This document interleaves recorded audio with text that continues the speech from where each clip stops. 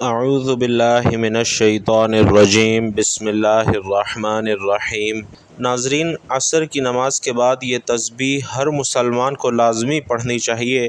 یہ وہ تسبیح ہے جو حضور صلی اللہ علیہ وسلم عصر کی نماز کے بعد پڑھتے تھے۔ اس تسبیح میں دنیا اور آخرت کے قیمتی خزانے چھپے ہیں اور صرف نصیب والے ہی یہ تسبیح پڑھ سکتے ہیں۔ حضرت جابر رضی اللہ تعالی عنہ سے روایت ہے کہ رسول اکرم صلی اللہ علیہ وسلم نے ارشاد فرمایا کہ بندے اور اس کے کفر کے درمیان فرق صرف نماز کا چھوڑنا ہے، اور اللہ پاک فرماتا ہے کہ تمام نمازوں میں خصوصاً بیج والی نماز یعنی عصر کی نماز کی محافظت رکھو اور اللہ کے حضور ادب کے ساتھ کھڑے رہو۔ رسول اللہ صلی اللہ علیہ وسلم نے فرمایا کہ وہ شخص دوزخ میں نہیں جائے گا جو سورج نکلنے سے پہلے یعنی فجر اور سورج ڈوبنے سے پہلے یعنی عصر کی نماز پڑھے گا۔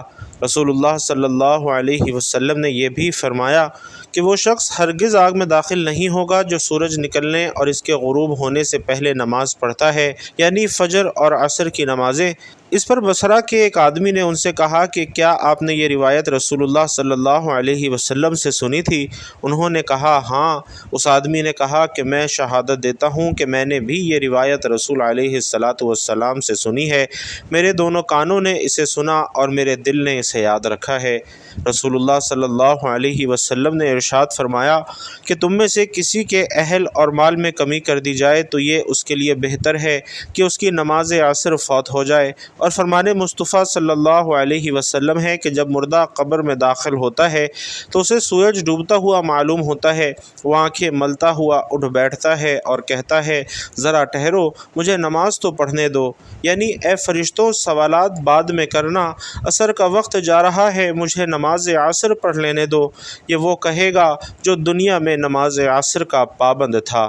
مزید فرماتے ہیں کہ ممکن ہے کہ اس پر سوال و جواب ہی نہ ہوں، اور ہوں تو نہایت آسان، کیونکہ اس کی یہ گفتگو تمام سوالوں کا جواب ہو چکی ہوگی۔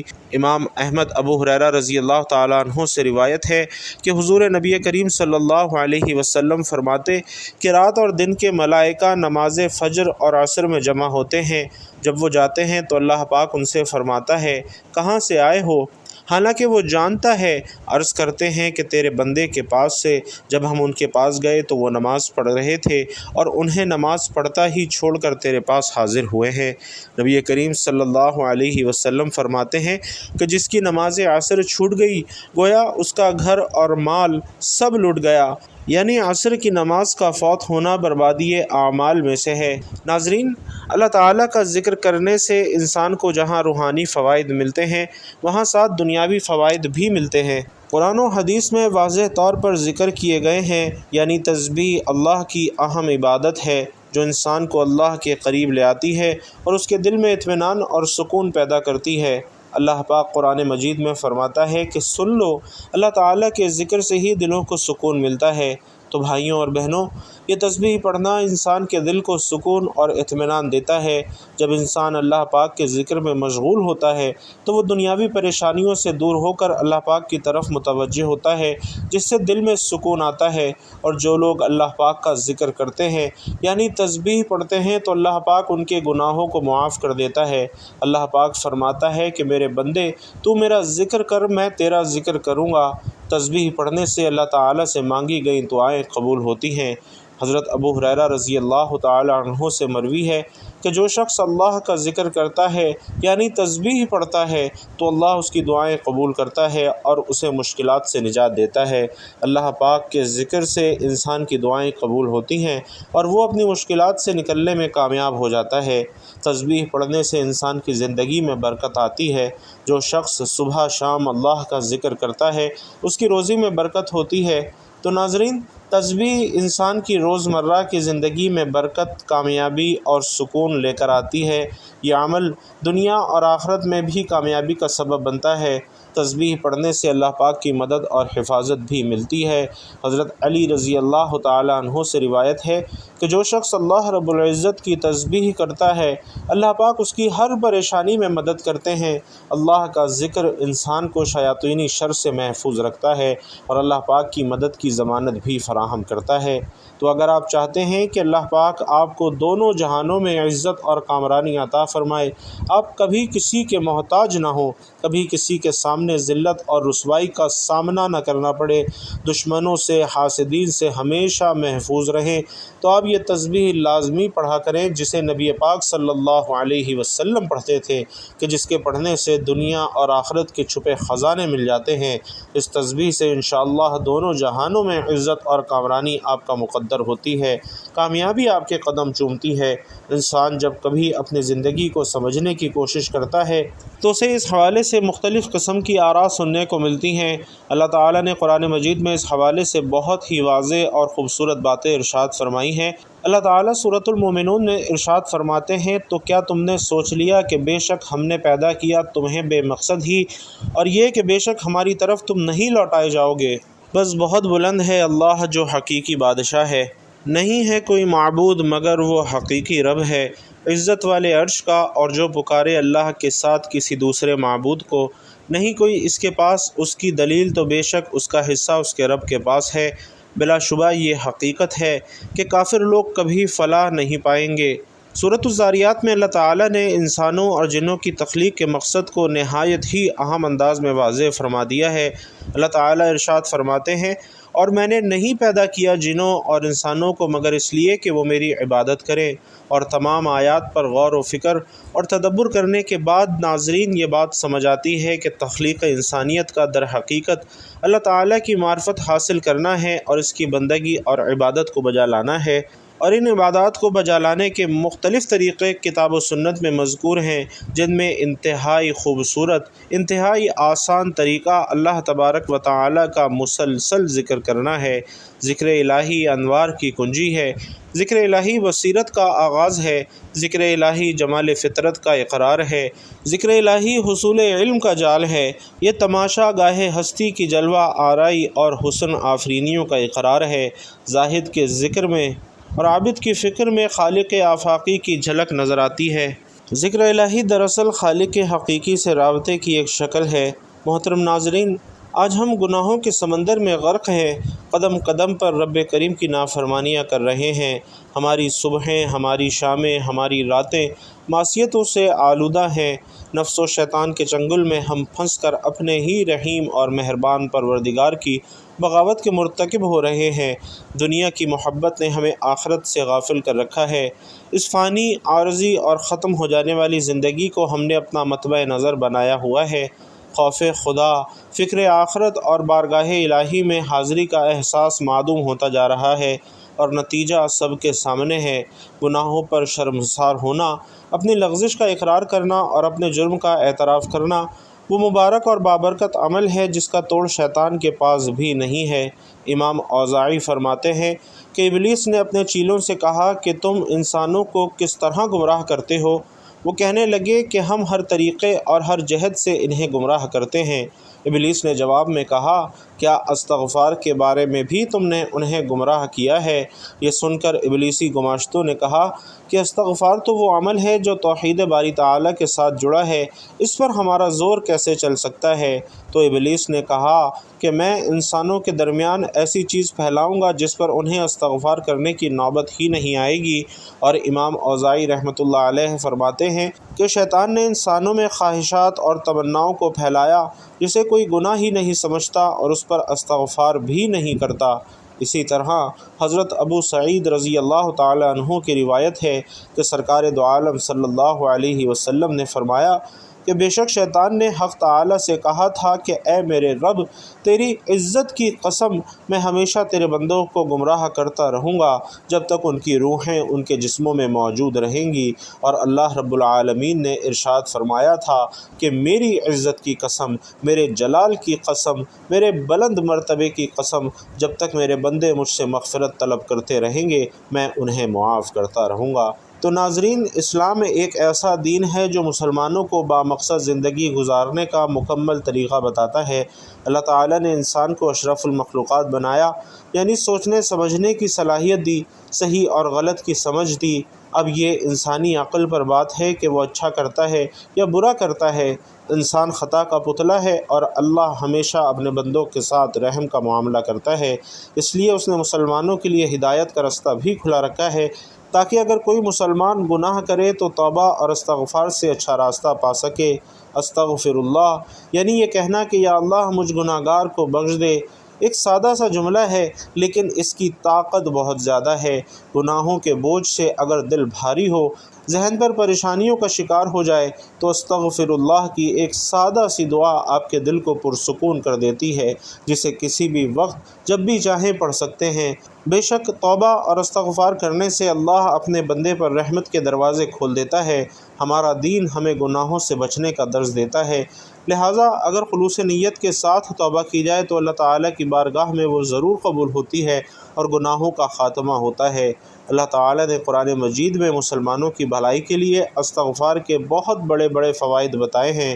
استغفر اللہ رحمت کے دروازے کھول دیتا ہے، اور قرآن پاک میں ایک جگہ استغفار کی اہمیت اس طرح بیان کی گئی ہے کہ اپنے رب سے معافی مانگتے رہو، بے شک وہ ہمیشہ معافی دینے والا ہے، یعنی صرف اللہ سے رحمت کے طلبگار رہیں کیونکہ وہی معاف کرنے والا ہے۔ اللہ رب العزت فرماتے ہیں کہ جس نے زندگی بھر سکون لینا ہے وہ استغفار کرے۔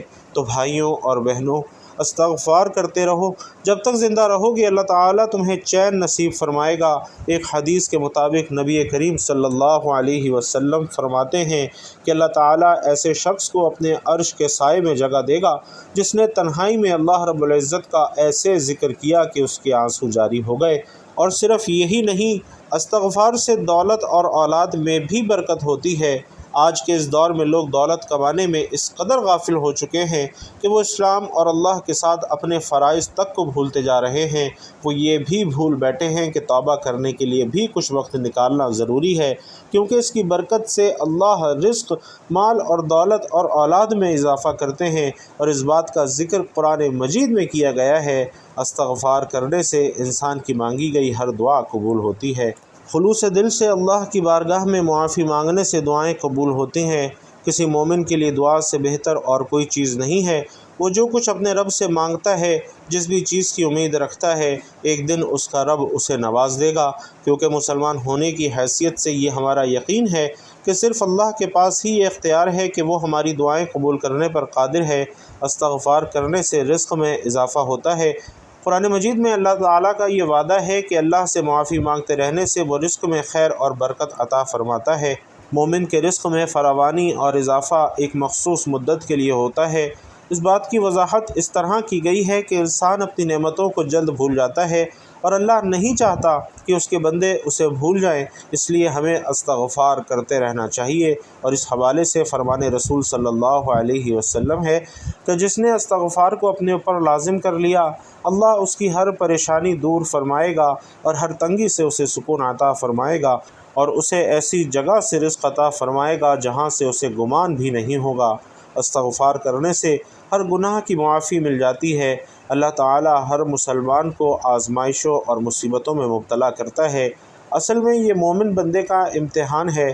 اللہ اس طرح بندے کو اپنے آپ پر اور اسلام پر اس کے ایمان کی مضبوطی کو دیکھتا ہے، اس لیے ایسے وقت میں شکوہ نہیں بلکہ اللہ تعالیٰ سے معافی مانگنی چاہیے، استغفار کرنا چاہیے، کیونکہ اللہ تعالیٰ توبہ کرنے والے بندے کو سزا نہیں دیتا بلکہ معاف کر دیتا ہے۔ ہمیں اپنی عام زندگی میں بھی یہی عمل اختیار کرنے کی توفیق دیتا ہے۔ توبہ اور استغفار کی فضیلت بندے کے لیے اللہ کی رحمت اور فضل کے دروازے کھول دیتا ہے۔ بے شک اللہ بہت رحیم و کریم ہے، اور جب ہم اس سے گڑ گڑا کر معافی مانگتے ہیں تو وہ ہمیں ہدایت عطا کرتا ہے، اپنی رحمتوں سے نوازتا ہے اور ہمارا دل اپنی طرف موڑ لیتا ہے۔ اس وقت ہماری زندگی غیر محفوظی کا شکار ہے، اور اس میں کوئی شک نہیں کہ استغفار کا ورد دنیاوی زندگی میں صبر عطا کرنے کا بہترین ذریعہ ہے۔ تو بھائیوں اور بہنوں، آئیے آج کے وظیفے کی جانب چلتے ہیں، وہ تسبیح جو نماز عصر کے بعد پڑھنی ہے، جسے حضور صلی اللہ علیہ وسلم بھی نماز عصر کے بعد پڑھا کرتے تھے، کہ جس میں دنیا اور آخرت کے خزانے چھپے ہیں، بہت سے راز پوشیدہ ہیں، اور نصیب والے ہی یہ تسبیح پڑھتے ہیں۔ آپ نے اپنے کسی مقصد کے لیے، کسی بھی مشکل یا پریشانی سے نکلنے کے لیے، خاص طور پر اللہ تعالیٰ کی فوری مدد حاصل کرنے کے لیے، راستے سے ہر رکاوٹ فوراً دور کرنے کے لیے، ہر ناممکن کام کو ممکن کرنے کے لیے، غرض اس تسبیح کو کسی بھی حاجت کے لیے پڑھنا ہے تو سب سے پہلے آپ نے نماز عصر ادا کر لینی ہے۔ نماز عصر ادا کرنے کے بعد آپ نے درود پاک پڑھنا ہے۔ درود پاک آپ کوئی سبھی پڑھ سکتے ہیں، چاہے تو آسان اور مختصر سا درود صلی اللہ علیہ وآلہ وسلم پڑھ لیں، یا صلی اللہ علی محمد پڑھ لیں، یا پھر نماز والا درود یعنی درود ابراہیمی پڑھ لیں۔ چونکہ درود ابراہیمی کی فضیلت تمام درودوں میں سب سے زیادہ ہے، اور روایات میں بھی آتا ہے کہ پیارے آقا صلی اللہ علیہ وسلم بھی تمام درودوں میں درود ابراہیمی کو ہی سب سے زیادہ پسند فرماتے تھے، لہٰذا کوشش کیجئے کہ درود ابراہیمی ہی پڑھیں۔ خیر و برکت اور ثواب کی نیت سے ایک مرتبہ درود ابراہیمی میرے ساتھ بھی پڑھ لیجئے۔ اللہم صلی علی محمد وعلی آل محمد کما صلیت علی ابراہیم وعلی آل ابراہیم انک حمید مجید۔ اللہم بارک علی محمد وعلی آل محمد کما بارکت علی ابراہیم وعلی آل ابراہیم انک حمید مجید۔ درود پاک پڑھنے کے بعد آپ نے اپنے مقصد کی نیت کرنی ہے، اور جب آپ نیت کر لیں تو فوری طور پر آپ نے اعوذ باللہ من الشیطان الرجیم بسم اللہ الرحمن الرحیم پڑھ کر وظیفے کا آغاز کرنا ہے، اور سب سے پہلے اللہ پاک کے ناموں کی تسبیح شروع کر دینی ہے۔ اللہ پاک کے یہ 3 نام یا اللہ، یا رزاق، یا وہاب، ان ناموں کا ورد شروع کر دینا ہے، اور ان 3 ناموں کو 100 مرتبہ پڑھنا ہے۔ تینوں ناموں کو ملا کر پڑھیں گے تو 1 شمار ہوگا۔ اس طریقے سے آپ نے یا اللہ، یا رزاق، یا وہاب اس طرح سے 100 مرتبہ پڑھنا ہے۔ حضرت علی رضی اللہ تعالیٰ عنہ سے مروی ہے کہ اگر تم پریشان ہو تو اللہ کے نام کا ذکر کثرت سے کیا کرو، یا تسبیح کرو تو اللہ پاک اس کی تمام مشکلات آسان کر دیتا ہے۔ اس لیے یا اللہ، یا رزاق، یا وہاب کا ذکر پڑھتے رہیں۔ اللہ پاک کے یہ 3 ناموں کو ذکر کرنے کے بعد آپ نے آج کے عمل کی تسبیح پڑھنی ہے، جو کہ آج کے عمل کی ریڑھ کی ہڈی ہے، اور آپ نے سبحان اللہ و بحمدہ سبحان اللہ العظیم استغفر اللہ و اتوب الیہ ان کلمات کی تسبیح پڑھنی ہے۔ ناظرین، یہ وہ کلمات ہیں جو نبی کریم صلی اللہ علیہ وسلم عصر کی نماز کے بعد کثرت سے پڑھا کرتے تھے۔ ان کلمات میں اللہ کی پاکیزگی کا اظہار، اس کے شکر کی علامت، بخشش کی درخواست ہے، اور اس کی مکمل ایک تسبیح پڑھنی ہے، یعنی پورے 100 دفعہ آپ نے ان کلمات کو پڑھنا ہے۔ اس کے بعد آپ نے قرآن پاک کی ایک بہت ہی مختصر اور جامع صورت یعنی سورۃ الکوثر پڑھنی ہے، 3 مرتبہ اس کی تلاوت کرنی ہے۔ بسم اللہ الرحمن الرحیم انا اعطیناک الکوثر فصل لربک وانحر ان شانئک ھو الابتر۔ 3 مرتبہ سورۃ الکوثر پڑھنے کے بعد آپ نے وہی درود پاک پڑھنا ہے جو آپ نے عمل کے شروع میں پڑھا تھا۔ یہ عمل بہت ہی کمال کا عمل، مجرب عمل اور نبوی عمل ہے۔ آپ نے اسے نماز عصر کے بعد لازمی پڑھنا ہے۔ تسبیح کو پڑھنے کا معمول بنا لیں۔ اس تسبیح میں دنیا اور آخرت کے راز پوشیدہ ہیں۔ فیصلے آپ کے حق میں ہوں گے، جیسا آپ چاہیں گے انشاءاللہ ویسا ہوگا۔ اللہ تعالیٰ آپ کی تمام جائز خواہشات پر کن کا حکم فرما دے گا، آپ کی ہر جائز مراد کو پورا فرما دے گا۔ ناظرین محترم، یہ چھوٹی چھوٹی تسبیحات ہیں، ان پر خود بھی عمل کریں اور اپنے گھر والوں کو، دوست احباب کو بھی ان کے متعلق بتائیں، تاکہ ان کو پڑھنے سے دنیا اور آخرت کا فائدہ حاصل ہو، اور جو فوائد آپ کو ہوں گے انشاءاللہ آپ خود بھی اپنی آنکھوں سے دیکھیں گے، دنیا بھی دیکھ کر حیران رہ جائے گی، اور اللہ تعالیٰ آپ کو آخرت میں بھی اتنا اجر عطا فرمائیں گے جو کہ بیان کرنے سے باہر ہے۔ اللہ تعالیٰ ہم سب کو نیک اور اچھے کام کرنے کی توفیق عطا فرمائے۔ میرا سنانا اور آپ کا سننا اپنی بارگاہ میں قبول و منظور فرمائے۔ جو مانگ سکے وہ بھی عطا فرمائے، جو نہ مانگ سکے وہ بھی عطا فرمائے، آمین یا رب العالمین۔ ناظرین محترم، آخر میں آپ سے گزارش ہے کہ اپنے رزق میں وسعت، برکت اور کشادگی کے لیے اللہ تعالیٰ کے 99 ناموں میں سے ایک انتہائی طاقتور صفاتی نام یا رزاق کمنٹ باکس میں ضرور لکھتے جائیے گا۔ اللہ تبارک و تعالیٰ آپ سب کا حامی و ناصر ہو، آمین یا رب العالمین۔